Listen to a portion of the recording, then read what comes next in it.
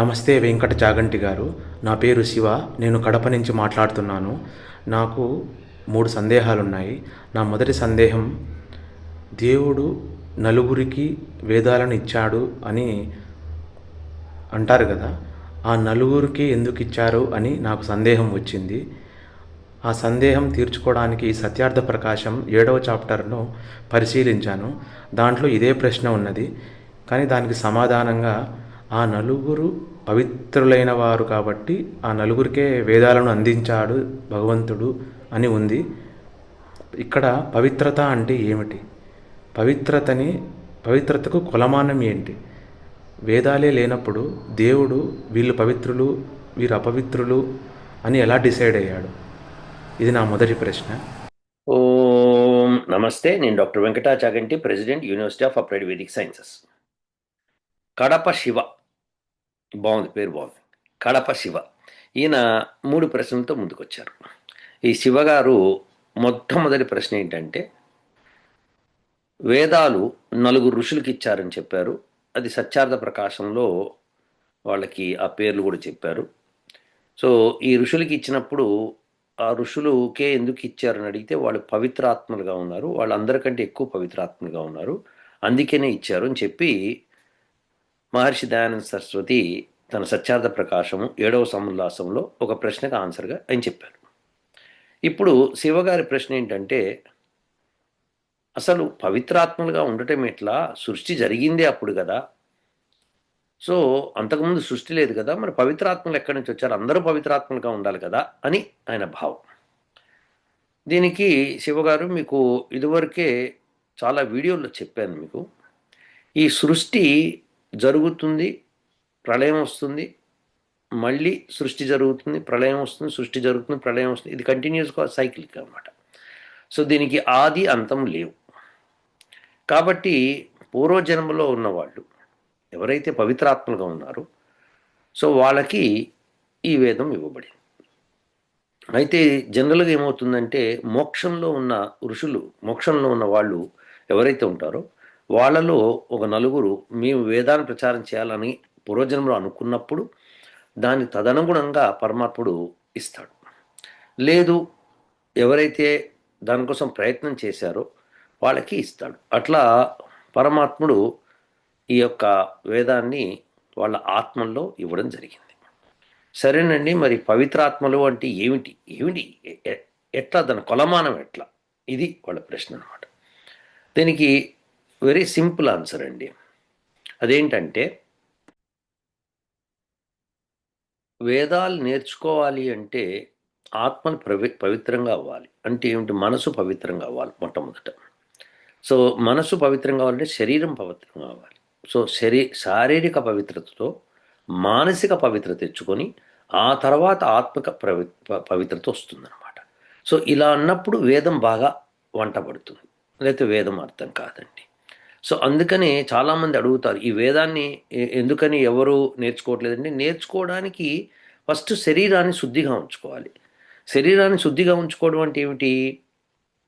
ప్రాణాయామాదులు చేయటము, ఆసనాలు వేయటము, అలానే శరీరంలో శాకాహార భోజనమే తీసుకోవటము, ఇలాంటివి శరీర పోషణ చేయాలి మొట్టమొదట.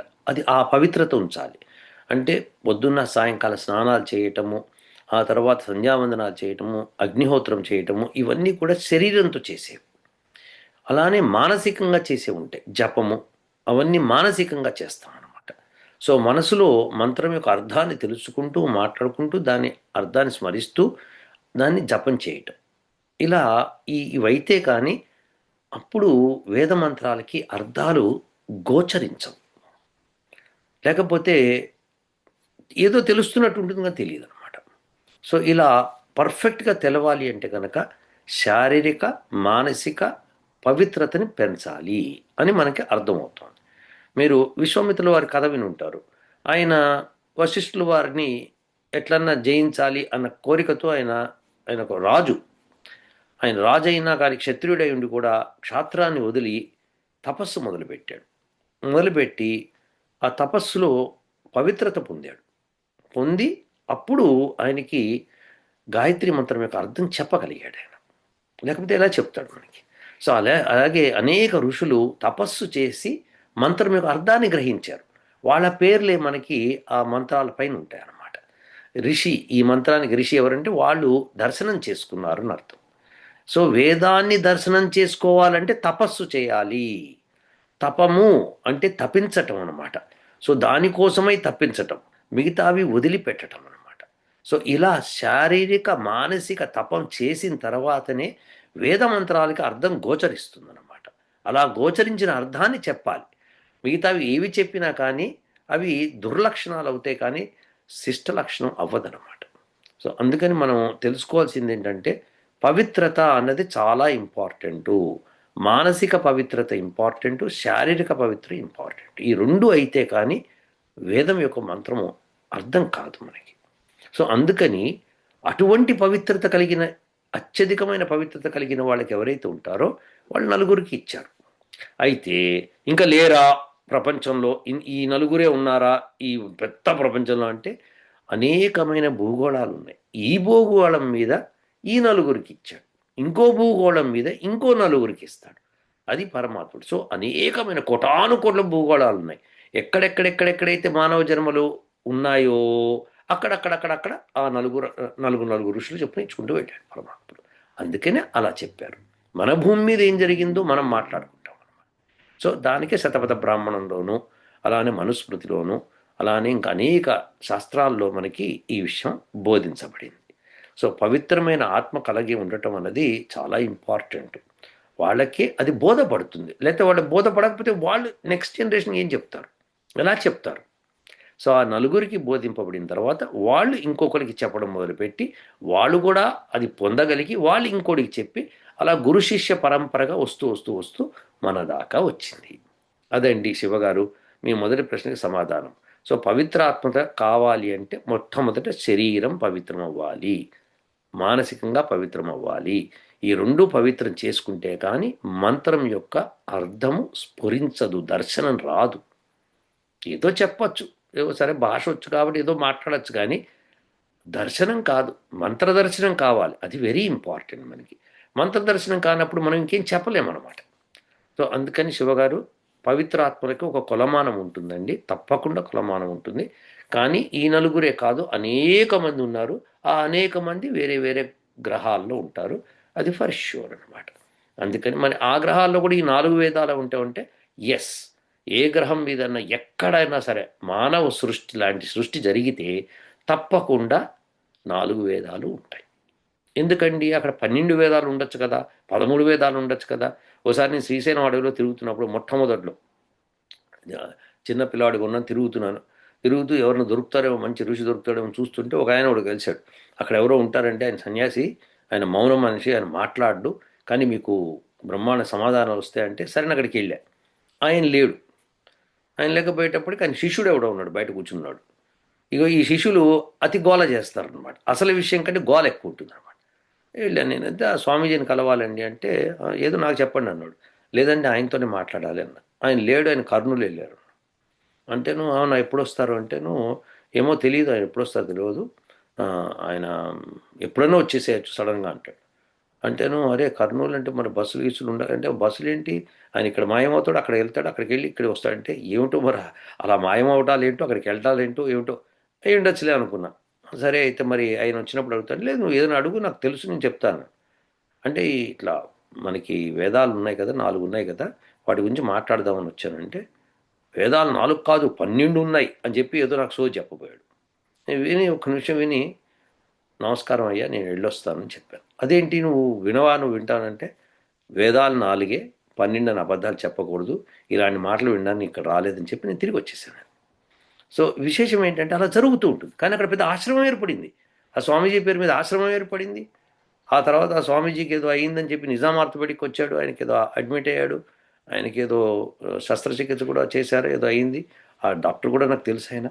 ఇవన్నీ కూడా నేను చూశాను అన్నమాట. సో విశేషం ఏంటంటే కొంతమంది అతిగా చెప్పేసి, అబద్ధాలు చెప్పేసి, గొప్పలు చెప్పేసేసి ఏదో చేసేద్దామని అనుకుంటారు. కానీ అలాంటి ప్రయత్నాలు తప్పవి. పవిత్రాత్మలకు మాత్రమే వేదం ఇవ్వబడుతుంది. ఇచ్చినప్పుడు ఎవరైతే నేర్చుకోగలుగుతారో వాళ్ళు కూడా తపస్సు చేసే నేర్చుకోవాలి. శరీరాన్ని శుద్ధిగా ఉంచుకొని, మనసును శుద్ధిగా ఉంచుకొని, ఆత్మను కూడా శుద్ధిగా ఉంచితే దర్శనం అవుతాయి మంత్రాలు. లేకపోతే మంత్రం యొక్క విశిష్టత ఏముంది? ఎవరన్నా మంత్రం వల్లించవచ్చు, కానీ అర్థం, దర్శనం కావాలి. మంత్రం దర్శనం కావాలంటే కేవలం వల్లించడంతో రాదు, తపస్సుతో వస్తుంది. అర్థాన్ని తెలుసుకుంటూ దాన్ని దర్శనం చేసుకోవాలి. ఒక అర్థం వస్తుంది, కానీ దర్శనం చేసుకోవడం మూలంగా అది గొప్ప విశేషం బయటపడుతుంది దానిలోంచి. ఇది వేదంగా ఉండే విశిష్టత. ఇది శివగారి మీ మొదటి ప్రశ్నకి సమాధానం. మీ రెండవ ప్రశ్నకి మనం వెళ్దాం. రెండవది, జీవుణ్ణి దేవుడు పుట్టింపడు అని సత్యార్థ ప్రకాశంలో ఉన్నది కదా. మరి జీవుడు తనే జన్మ తీసుకుంటున్నాడు. శరీరం వదిలి వెళ్ళిన తర్వాత మళ్ళీ జీవుడే జన్మ తీసుకుంటున్నాడు కదా. మరి ఇక్కడ జీవుడు జన్మ తీసుకోవడంలో కూడా స్వతంత్రంగా ఉన్నాడా? మరి స్వతంత్రంగా ఉంటే ఇక్కడ దేవుని పాత్ర ఎక్కడున్నది? దేవుడు ఎలా న్యాయాధికారిగా ఇక్కడ ప్రవర్తిస్తున్నాడు? అంత జీవుని చేతిలోనే ఉంటే జీవుడే జన్మ తీసుకుంటున్నాడు, వదిలేస్తున్నాడు, మళ్ళీ జన్మ తీసుకుంటున్నాడు. ఇక్కడ దేవుని పాత్ర ఏంటి? న్యాయాధికారి ఎలా అయ్యాడు? దేవుడు ఎలా ఫలితాన్ని ఇస్తున్నాడు కర్మలకు? ఇది కొంచెం వివరించగలరు? రెండవ ప్రశ్న విన్నారు కదండి. భగవంతుడు జీవుని సృష్టించలేదు కాబట్టి జీవుడే తనే జన్మ తీసుకుంటున్నాడు, తనే మరణం పొందుతున్నాడు, తనే జన్మ తీసుకుంటున్నాడు. కాబట్టి ఇందులో భగవంతుడి పాత్ర ఏముంది? భగవంతుడు ఈయన కర్మలకి ఎట్లా ఇస్తాడు ఫలితము అన్నట్టుగా అడుగుతున్నాడు. ఇది కరెక్ట్ అండి మీరు చెప్పింది. జీవుడు స్వతంత్రుడు, అందులో డౌట్ లేదు. ఆయన పరతంత్రుడు కాదు. జీవుడు తను ఏ జన్మ తీసుకోవాలో అన్నది పూర్వజన్మలు చేసిన కర్మల్ని బట్టి వస్తుంది. దాన్ని బట్టి కొత్త జన్మ వస్తుంది. ఆ కొత్త జన్మలు తీసుకున్న తర్వాత ఆ జన్మలో వచ్చిన కర్మలు ప్రారబ్ధ కర్మలతో స్టార్ట్ అవుతుంది, ప్రారంభింపబడతాయి కర్మలు. అక్కడి నుంచి ముందుకు వెళ్తాడు. సో ఆ కర్మలు చేసుకుంటూ మళ్ళీ కొత్త కర్మలు చేస్తూ వెళ్తాడు. సో ఏ జీవితంలోకి ఏ జీవిలో పుడతాడు అన్న దాన్ని బట్టి ఉంటుంది. సో ఇందులో పరమాత్ముడి పాత్ర ఏమిటి? జీవుడు అంత స్వతంత్రంగా ఉన్నప్పుడు పరమాత్ముడితో పని ఏంటి? ఇది కదా మీ ప్రశ్న.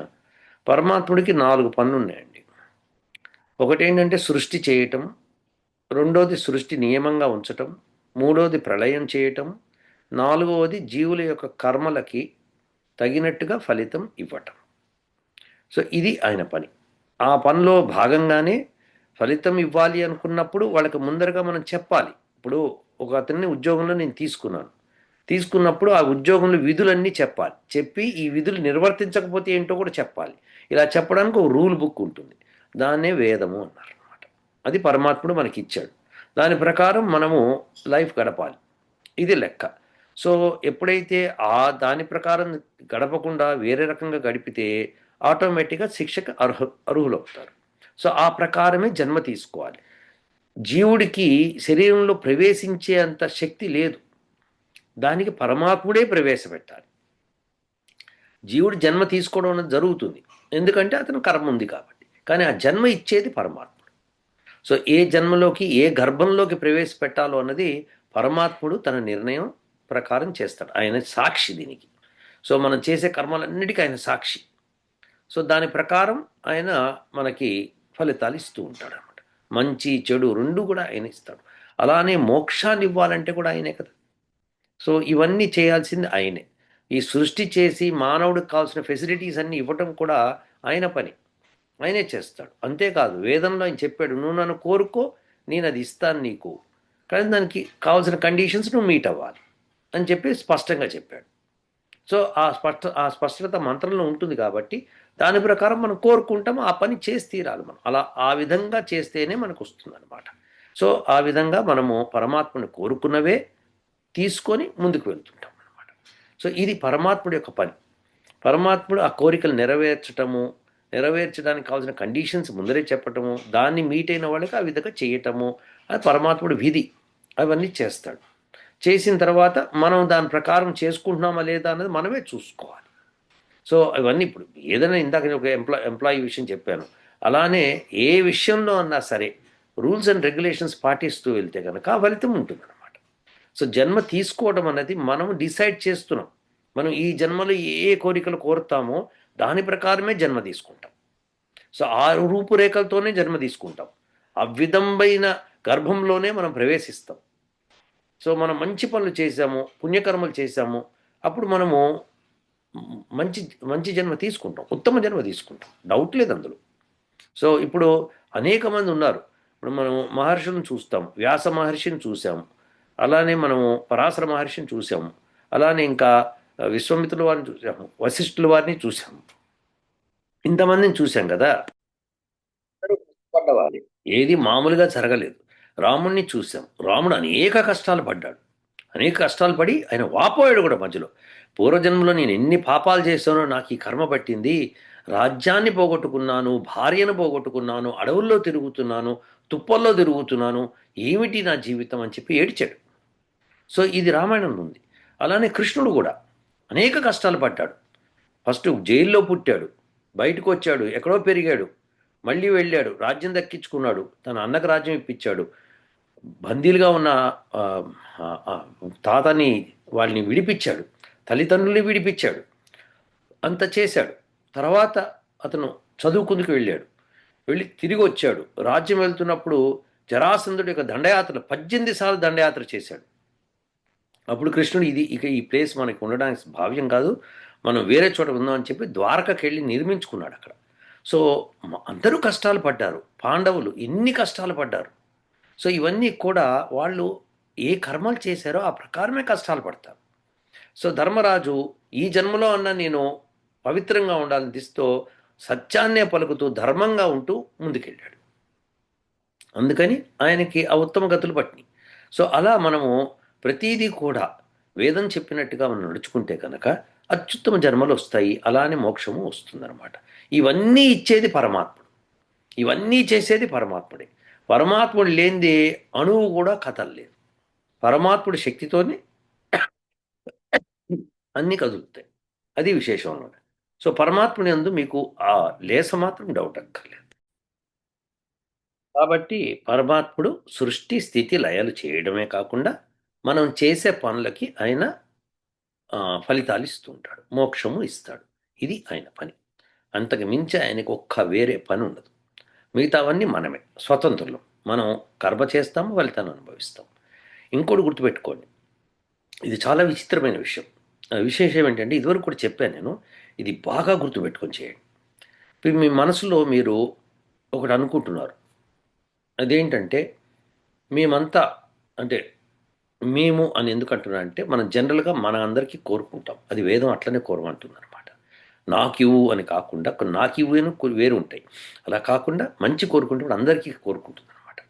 సో అలా కోరుకోవాలంటప్పుడు మనం కోరుకున్నాం అనుకో, అలా ఎంతమంది ఒక కోరిక, ఫర్ ఎగ్జాంపుల్ లెట్సే మేము చక్కటి వాతావరణంలో, మంచి నదులు కొండలు ఉండే ప్రాంతంలో, మంచి వాతావరణము, మంచి మనసులు ఉండే ప్రాంతంలో మేము పుట్టాలి అని మీరు అనుకున్నారు. అలానే చాలామంది అనుకుంటున్నారు. అలా కాకుండా ఇంకా కొంతమంది ఉంటారు, రాక్షస ముక్కు ఉంటుందన్నమాట, టెర్రరిస్టులు ఉంటారు, వాళ్ళు వీళ్ళు ఉంటారు, వాళ్ళ మనసులు వేరే రకంగా ఉంటాయి. సో ఈ అందరి మనసులు కలిపి ఎలా ఉంటుందో వాతావరణం అట్లా ఏర్పడుతుందండి. Yes, that is how. దానిలో మనం పాత్ర అవుతాం. అందుకని భగవంతుడు మనకి కోరుకునేటప్పుడు చక్కటి మంత్రాలు ఇచ్చాడు. మేము ఎక్కడ పుట్టాలంటే గోవులు ఆవులు ఉండే చోట మేము పుట్టాలి అని. ఎందుకంటే గోవులు ఆవులు ఉండే చోటే పవిత్రత ఉంటుందన్నమాట. ఈ రెండు ఉంటే కనుక మనకి చాలా ఉత్తమమైన ధనధాన్యాలు వస్తాయి. సో అందుకని వేదం చెప్పింది ప్రకారం మనం చేస్తే బ్రహ్మాండంగా ఉంటుంది. సో అందుకని భగవంతుడు మనకి ఆ వేదం ఇచ్చాడు. సో ఆయన పని అది, ఇచ్చి మీరు చూసుకోండి అన్నాడు. మనం స్వతంత్రంగా వదిలిపెట్టాడు, అంతేగాని కంట్రోల్ ఆయన చేయడు. ఆయన కంట్రోల్ చేసే శిక్ష ఆయనకి. ఇది బాగా గుర్తుపెట్టుకోవాలి మనం. ఎవరు కంట్రోల్లో ఉంటారో వాళ్ళకే శిక్ష. అందుకని మనము ఫ్రీడమ్తో ఉంటున్నాము, ఫ్రీడమ్ని ఎంజాయ్ చేస్తున్నాము, at the same time rules and regulations పాటిస్తూ ఉంటే పరమాత్ముడి యొక్క సృష్టి ఇది. ఆయన సృష్టి చేసాడు ఇది. ఆయన సృష్టిలో మనం ప్రవేశించాం కాబట్టి రూల్స్ అండ్ రెగ్యులేషన్స్ పాటించాలి. సో పాటించి అబ్బా ఇక్కడ బోర్ అయిపోయింది అనుకున్నప్పుడు మోక్షానికి ప్రయత్నం చేయాలి. మోక్షానికి వెళ్తే కనుక అక్కడ మీకు ఏది కోరుకుంటే అక్కడ అయిపోతుంటుంది. సో అది పరమాత్ముడు ఇచ్చే సుఖం మనకి అత్యంత సుఖం ఇస్తాడు పరమాత్మ. సో ఆయన్ని స్మరిస్తూ, ఆయనకు నమస్కరించుకుంటూ, కృతజ్ఞతలు చెప్పుకుంటూ, ధన్యవాదాలు చెప్పుకుంటూ, ఆయన మీదే మనసు పెట్టి మన జీవితం గడిపితే కనుక పరమాత్మ చేరటం డెఫినెట్. మోక్షం వస్తుంది తప్పకుండా. సో ఇది ఈ మీరు అడిగిన ప్రశ్నకు సమాధానం. ఆయన ఏం చేస్తాడు అనడానికి. ఆయన చేసేది ప్రతిదీ. అణువు కూడా కదలదని చెప్పాను కదండీ! అణువు కూడా కదలదు. ఆయన లేనిది శక్తి లేదు. నా కంట్లోంచి నేను చూస్తున్నాను అంటే, ఆయన శక్తి ద్వారానే నేను చూస్తున్నాను. వింటున్నానంటే ఆయన శక్తి ద్వారానే నేను వింటున్నాను. ఏదైనా నేను మాట్లాడగలుగుతున్నానంటే ఆ శక్తి ఆయన ఇవ్వడంతోనే మాట్లాడగలుగుతాను. నాకు ఆ శక్తి లేదు. సో ప్రతీదీ ఆయన ఇచ్చిన శక్తి. అదే సృష్టి. ఆ సృష్టిలోకి నేనొచ్చాను. నేను ఎంజాయ్ చేయాలని నేనొచ్చాను.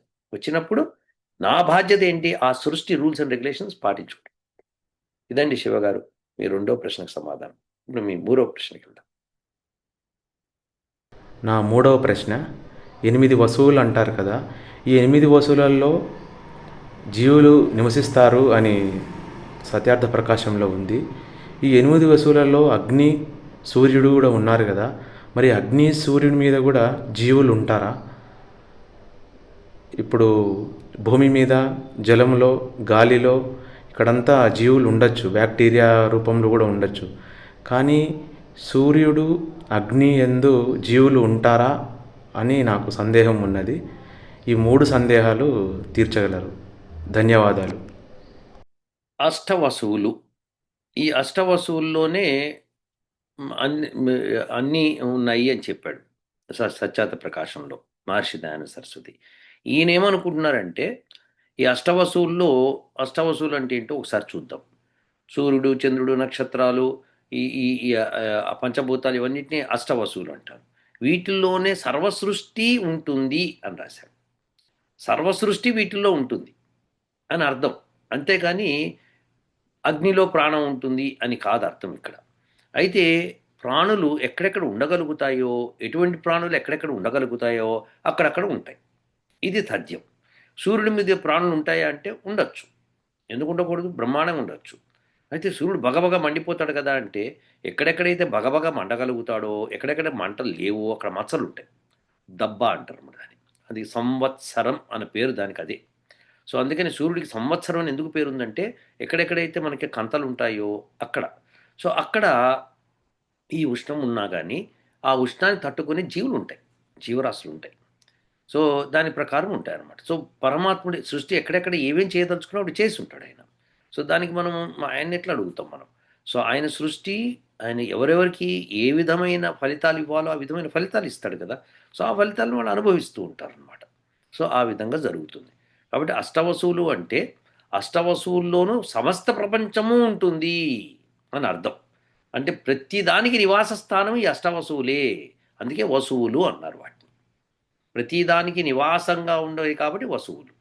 సో ఇది అండి శివగారు మీరు అడిగిన ప్రశ్నకు సమాధానం. అంతేగాని అగ్నిలో ప్రాణులు ఉంటాయి, సూర్యులో ప్రాణులు ఉంటాయి అని అర్థం కాదు ఈ అష్టవసువులు అంటే. అష్టవసువుల్లో సమస్త ప్రపంచము ఉంటుంది.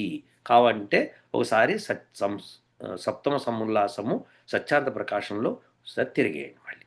ఇవన్నీ మీ ప్రశ్న సమాధానాలు. కానీ చాలా మంచి ప్రశ్నలు అడిగారు. ఇవి అందరికీ ఉపయోగపడతాయి. అందరూ తెలుసుకోవాల్సిన ప్రశ్నలు ఇవి. ఉంటానండి. ఓ